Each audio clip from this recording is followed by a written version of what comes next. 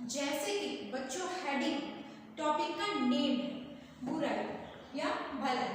Okay, तो अपने आप में यहाँ पे कुछ विशेषण दिए गए जैसे कि बच्चों बुरा जिसका काम है बुराई करना, भला जिसका काम है भलाई करना। ओके बच्चों, तो यहाँ पे एक बात बताई गई है, जो स्टोरी बताई गई है उसमें जो दो कैरेक्टर बताए गए, दो पात्र बताए गए जिनका क्या रोल है उसके बारे में बच्चों आज हम पढ़ेंगे। ओके, तो यहाँ पर हम बात करेंगे हंस और बंदर की एक स्टोरी। ठीक है, तो चंपक वन, वन यानी जंगल होगा बच्चों, यस। ओके, तो चंपक वन नामक एक वन, एक जंगल था जो कहाँ था, सरस्वती नदी के किनारे था। ओके, तो ये जंगल में जैसे कि बच्चों आपको पता है कि बहुत सारे ट्रीज प्लांट्स वगैरह होते हैं, तो एक जो पेड़ था वो था बरगद का। जंगल तो घना होगा, बहुत सारे पेड़ होंगे, पेड़ पौधे पे बहुत सारे इंसेक्ट्स एनिमल्स रहेंगे, बर्ड्स रहेंगे। ठीक है, पेड़ के ऊपर पेड़ के नीचे। ठीक है, तो इस प्रकार से जो बरगद का पेड़ था उसमें कौन कौन रहता था। ओके बच्चों, तो यहाँ पे दो हंसों का जोड़ा रहता था, मतलब हंस और उनकी हंस की पत्नी हंसिनी, और उनके साथ उनके दो प्यारे बच्चे भी थे, छोटे छोटे प्यारे भी बच्चे भी थे, दो उनके घोंसले के अंदर थे। क्यों? क्योंकि अभी वो उड़ना नहीं जानते थे, अच्छी तरह से बोलना भी नहीं जानते थे, आवाज भी ज्यादा नहीं निकलती ऐसे। ओके बच्चों, तो ये तो हुई उनकी हंसों की बात, लेकिन साथ में एक बंदर भी उनके पेड़ के यहाँ पे रहता था, बरगद के पेड़ पर, बहुत बड़ा था बरगद का पेड़, तो जिसमें वो बंदर भी था। अब ये जो हंस थे, तो दोनों हंस और हंसनी जो सुबह में अपने बच्चों को ऐसे घोंसले में छोड़कर जाया करते थे रोजाना, और जाकर दाने की तलाश में जाते थे मॉर्निंग में, सुबह शाम को वापस आते तब वो अपने बच्चों को दाने भी देते, और बच्चे भी अपने माता पिता को देखकर, हंस हंसनी को देखकर खुश हो जाते और खुश होकर चीज चिल्लाने लगते। और इस तरीके से जैसे आप भी खुश होते हो ना, मम्मी आते पापा आते घर पे, इस प्रकार से अपने मम्मी पापा को देखकर जैसे आप खुश होते वैसे। तो ये इनका रोज का कार्य था। लेकिन ये जो बंदर था वो ना सिर्फ इन हंसों को परेशान करता था, बल्कि पूरे जंगल में जितने भी बर्ड्स थे, जितने भी दूसरे एनिमल्स थे, किसी न किसी बहाने उनसे झगड़ा करता, किसी न किसी बहाने उनसे झगड़े करता, और उसका स्वभाव झगड़ा होता, कैसे भी करके किसी से भी उसको सिर्फ झगड़ा करना, तो चाहे रीजन हो या नहीं, कुछ कारण हो या नहीं, तो ऐसा उसका स्वभाव था।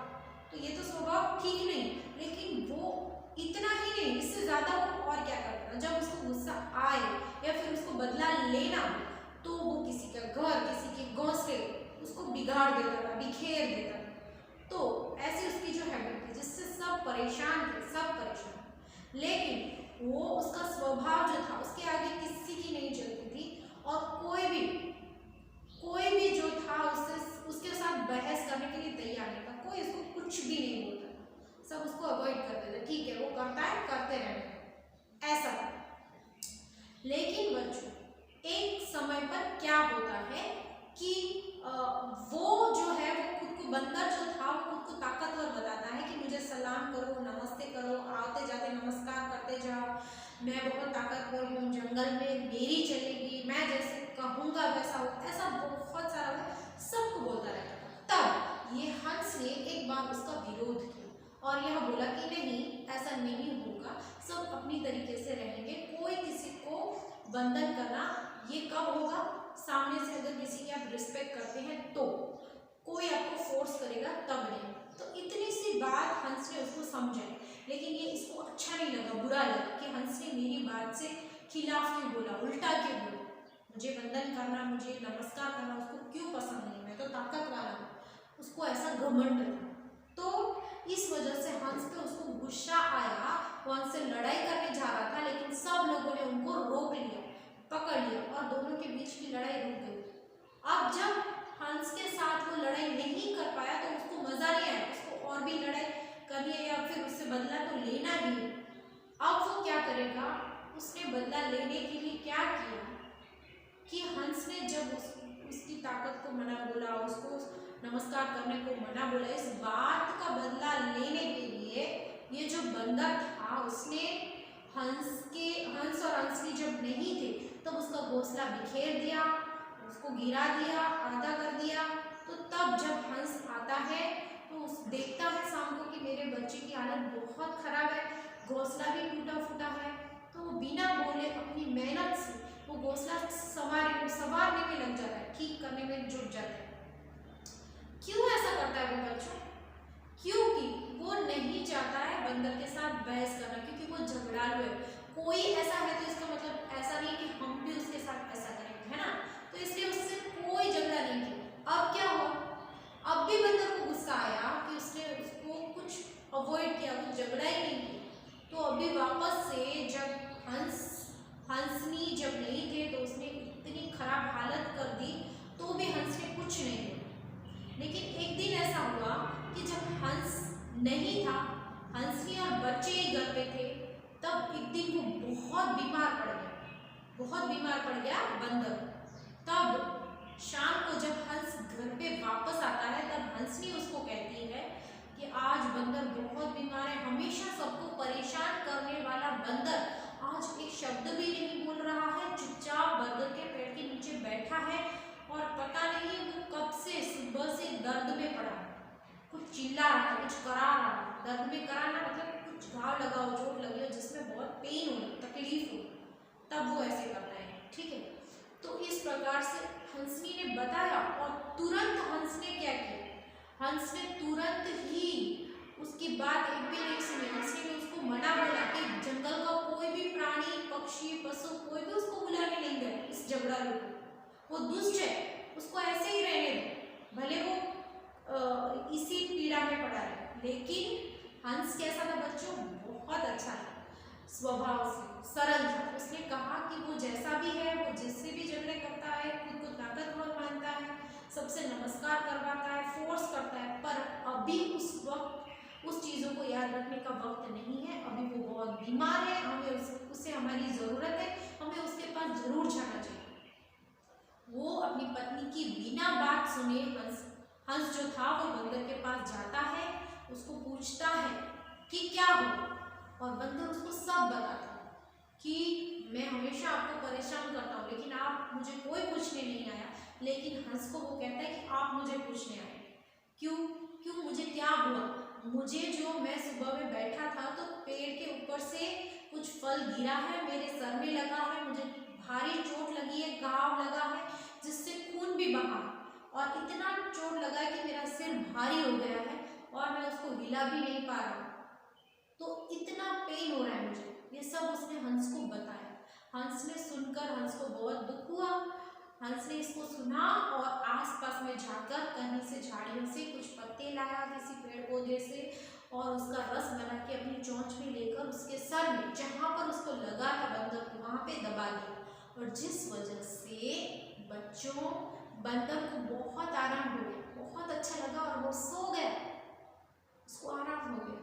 और ऐसे में ये सब देखकर सारे पक्षी, सारे पशु अगले दिन बंदर को बुलाने गए, उसके हालचाल पूछने गए, क्योंकि हंस में से सबने अच्छा मैसेज लिया। हंस को देखा और समझा कि कितना अच्छे तरीके से ये उसके पास गया और उसकी जो मदद की, तो हमें भी ऐसा करना चाहिए था। भले वो कैसा भी है लेकिन हम तो उसके पड़ोसी, हम उसके साथ रहते हैं, वो कैसा भी, हमें उसकी मदद करनी चाहिए। तो इस प्रकार से टॉपिक का जो नाम है बुराई का बदला भलाई से। जितने ही बुरे लोग हो या कोई व्यवहार गंदा करता हो या कैसे भी बिहेव करता हो, उसको मैनर ना हो, तो तकलीफ पहुंचाने वाली बातें करता हो, तो भी हमें अपना स्वभाव नहीं चेंज करना। किसी और की गंदी आदत है इसका मतलब ये नहीं कि बदले में हम भी उसको हम उसका कुछ भी नहीं कर रहे, हम अपनी आदतें खराब कर रहे हैं। हम क्यों अपनी गुड हैबिट्स जो है उसको बदल दें किसी और की वजह से, है ना? यस बच्चों, तो ये बहुत गुड मैसेज है कि हमें अपनी गुड आदतें नहीं बदलनी, अच्छी आदतें, उल्टा दूसरों की बुरी आदतों को हटा के जब भी हमारा फर्ज है तब हमें फर्ज निभाना, और बदला की कुछ भावना नहीं रखनी। वो कैसा भी है वो है, हम अच्छे हैं तो हमें अपनी आदतें कंटिन्यू रखनी है। तो इस तरीके का बहुत अच्छा मैसेज मिला कि जिस लोगों को, जिन लोगों को ये बंदर परेशान करता था, उन्हीं लोगों ने इससे आके उसकी हालचाल पूछा, ठीक है, उससे आकर मिले। तो वही बहुत अच्छी बात हमें ये चैप्टर में बच्चों समझने मिलती है। और हंस ने बहुत अच्छा मैसेज दिया, उसका घोंसला गिराया, उसके बच्चों को परेशान किया, तो भी उसने अच्छाई अपनी दिखाई, ठीक है। तो बच्चों आपके टॉपिक में अगर आपको कोई क्वेश्चन है, कोई डाउट्स है, तो इसमें आप होमवर्क में क्या करेंगे, आपकी टेक्स्ट बुक की एक्सरसाइज करेंगे बच्चों।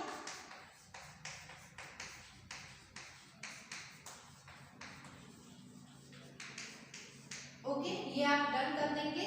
और आपकी नोटबुक में आप लिखेंगे, ठीक है, आप आपके नोटबुक में लिखेंगे वर्ड मीनिंग्स जो आपको टेक्स्ट बुक में ऑलरेडी दिए गए, और आपको क्वेश्चन आंसर्स जो है वो आपको मैं लिखवा देंगे, पेज देंगे, ठीक है। तो इस प्रकार से अगर आपको कोई डाउट्स है बच्चों, तो आप हमारी माइक्रोसॉफ्ट टीम्स की मीटिंग में आप डाउट सॉल्यूशन कर सकते हैं टेक्स्ट बुक के और क्वेश्चन आंसर्स के। और हम अपने न्यू वीडियो के साथ, न्यू टॉपिक के साथ फिर मिलेंगे।